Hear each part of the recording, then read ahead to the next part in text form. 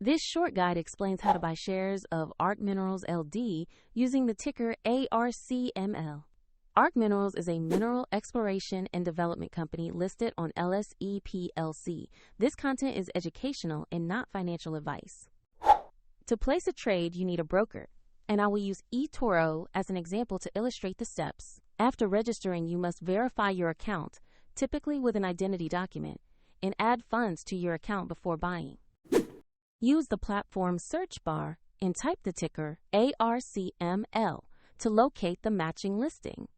Make sure you select the entry that corresponds to ARC Minerals LD on LSE PLC. Open the stock page to review basic company information and a price chart. Confirm the company name, exchange, and ticker match ARC Minerals LD before proceeding. Click Invest, enter the amount you want to buy, then carefully review the order details and fees before confirming. If the market is closed, the order may be queued until trading resumes. And if funds are insufficient, the platform will ask you to add money before final confirmation. After the trade completes, you will see the new position in your portfolio for monitoring. For reference, the example broker link is available in the video description.